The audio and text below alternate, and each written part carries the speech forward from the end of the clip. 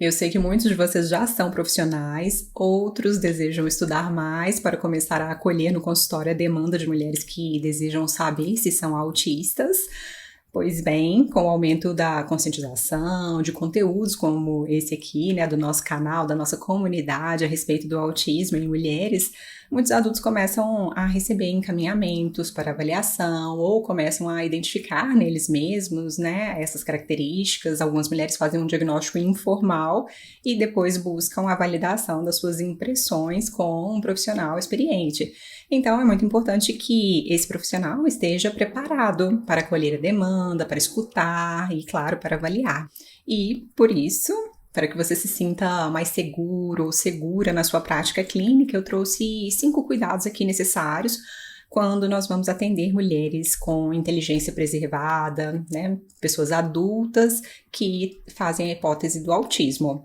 E esses 5 itens eu extraí de um trabalho que foi publicado em 2022 na revista Autism, e o título do estudo eu vou traduzir, né, aqui seria Diagnóstico Positivo e Diferencial do Autismo em Mulheres Verbais com Inteligência Típica, e um estudo Delphi, que basicamente significa ouvir os profissionais experientes na área e depois avaliar quais são as concordâncias na prática. E essa lista completa tem 37 itens sobre as observações compartilhadas por esses profissionais renomados, experientes na área do autismo feminino. E hoje nós vamos compartilhar, né, tratar aqui de 5 cuidados básicos para atender o público feminino que talvez esteja no espectro. O trabalho todo é muito interessante, vale a pena ler, né, por inteiro.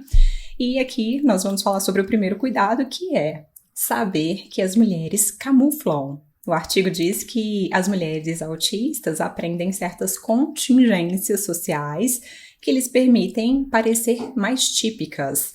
Vários estudos mostram isso e, claro, a nossa prática clínica, né, todos os dias comprova essa realidade. Então, o que nós observamos na clínica é que, às vezes, a nossa cliente apresenta sinais clássicos de autismo depois de um tempo de conversa, depois que ela se cansa, mas os pais não observam o quanto ela se monitora e se esforça para ter comportamentos normativos fora de casa, às vezes na faculdade, no trabalho. E aí o resultado das escalas tende a ser muito discrepante, ou seja, a pontuação do autorrelato, né, da própria pessoa que se acha autista, é alta para sinais de autismo, e a pontuação do heterorrelato dos pais, do marido, às vezes, cai na faixa de neurotipicidade. E isso não exclui o diagnóstico de autismo, na verdade, apenas confirma a discrepância entre a autopercepção, a percepção da própria pessoa, e a percepção que os outros têm. Às vezes ela camufla tão bem que os outros imaginam que ela esteja confortável, que ela esteja neurotípica, e aí isso, inclusive, né, essa discrepância é um sinal positivo de camuflagem. O segundo ponto que eu trago aqui hoje para a nossa conversa sobre os cuidados que nós temos que ter durante a avaliação é saber que as mulheres que buscam o diagnóstico, a avaliação para autismo, muitas vezes têm histórias bastante complexas, múltiplos diagnósticos, têm muitas dúvidas, tiveram histórias, assim, períodos de muita confusão e problemas mesmo de saúde mental. Tem um outro estudo que diz muito bem que parece que as mulheres com autismo recebem um alfabeto inteiro de diagnósticos, né? Tem uma sopa de CIDs que elas trazem, às vezes, na pasta, muitas avaliações, muitos relatórios, e os diagnósticos principais, né, que elas costumam receber de transtorno de personalidade borderline, transtornos alimentares, transtorno de humor, transtorno bipolar, né, por exemplo, esquizofrenia, transtorno de estresse pós-traumático, transtorno do processamento sensorial, às vezes realmente não toleram barulhos ou a luz. Eu tenho transtorno do processamento sensorial. Transtorno explosivo intermitente também é bastante comum. TDAH, ansiedade, né? Todos os tipos de transtorno de ansiedade. Às vezes tem diagnóstico de TAG, né? Transtorno de ansiedade generalizada. Agrofobia também, a fobia, né? De estar em espaços abertos ou estar fora de casa simplesmente. Transtorno do pânico, depressão. E a questão é, essas condições elas podem vir junto com o autismo, podem ser comórbidas, mas muitas mulheres dizem que só depois do diagnóstico de autismo é que elas conseguiram ter uma explicação, né, para aquela angústia que elas sentia. E o diagnóstico mesmo que tardio costuma trazer muito alívio. Então, é importante saber que a avaliação, ela pode não ser tão linear e você precisa estar junto com a pessoa durante esse processo, né? Está tudo bem não ser linear. O terceiro cuidado é ter em mente que o desapontamento e a confusão, às vezes até a raiva, podem ocorrer quando a sua cliente não recebe o diagnóstico de autismo lá no final, na devolutiva. E às vezes as pessoas estudam na internet e se identificam muito com o diagnóstico de autismo. Muitas mulheres começam a gostar da comunidade, participar das discussões e desejam se sentir pertencentes, né? Desejam estar naquele grupo. Mas é muito difícil se avaliar sozinha. E além disso, em geral, nós somos muito sugestionáveis.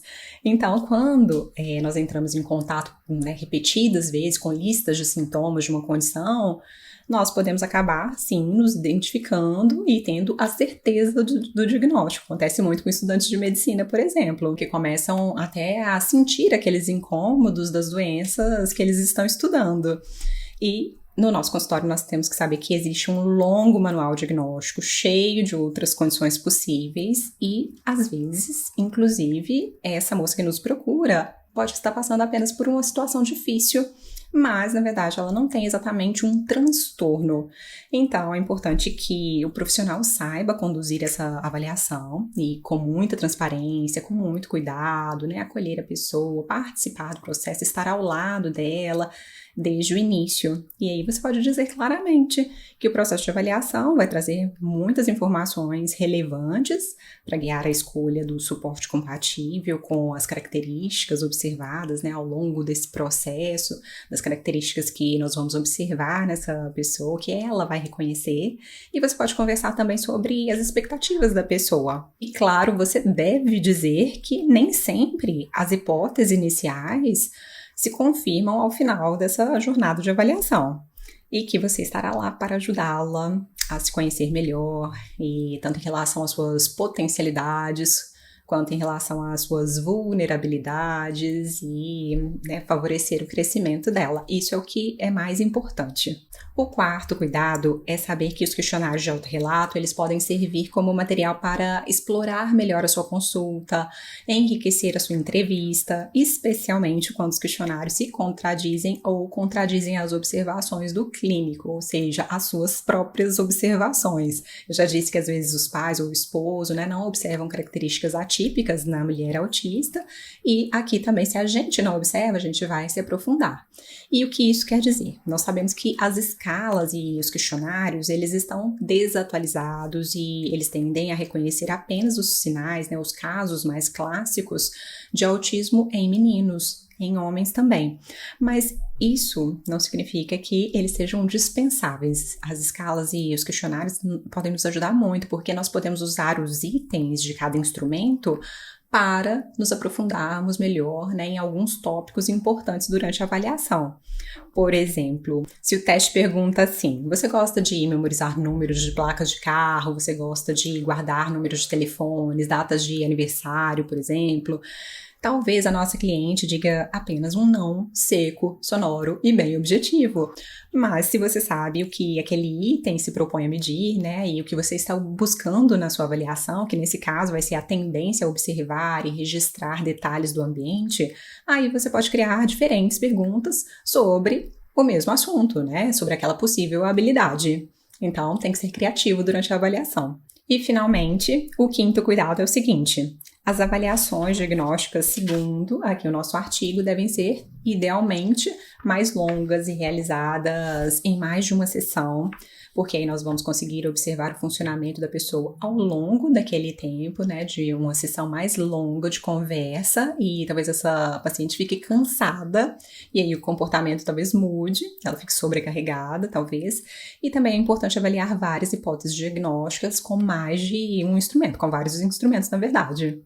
Ou seja, é importante frisar mais uma vez que nem tudo é autismo, que existem várias possibilidades diagnósticas, existe a chance da sua cliente, né, da pessoa apresentar mais de um diagnóstico e, inclusive, nós temos que estar preparados para o resultado da avaliação indicar neurotipicidade ou altas habilidades, por exemplo, que não é um transtorno, mas às vezes a pessoa tem dificuldades emocionais, tem dificuldades de socialização, né, quando tem inteligência muito alta. E eventualmente a pessoa tem prejuízos clinicamente significativos, às vezes tem precocidade dos sinais, às vezes tem traços compatíveis com o autismo mesmo, mas os traços não são, a quantidade não é suficiente para fechar o diagnóstico de transtorno do espectro autista. E isso quer dizer, talvez, que ela esteja no fenótipo ampliado ou espectro expandido.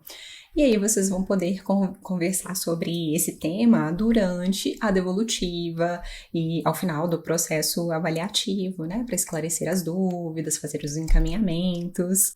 Então, esses foram os 5 cuidados básicos para atender mulheres autistas. Por favor, curta o vídeo, compartilhe com a sua comunidade. E se você tiver atenção a essa lista, eu acredito que a sua prática clínica vai ser muito mais tranquila, mais feliz e mais gratificante. É muito bom quando a gente percebe que a cliente está florescendo, ganhando confiança em si mesma e assumindo o seu lado autêntico e muitas vezes espectral. E quando a gente tem essa prática mais humanizada, mais acolhedora, dificilmente a gente vai ver alguém no consultório expressando muita raiva, frustração, chateada com a gente, mesmo que as expectativas dela não se cumpram. Porque quando a pessoa sente que você está ao lado dela, ela também vai se sentir mais segura, mais confiante, vai elaborando as questões ao longo do caminho. Então, eu desejo um excelente trabalho e que essa listinha facilite a sua prática clínica. Grande abraço e até a próxima quinta-feira. Tchau, tchau!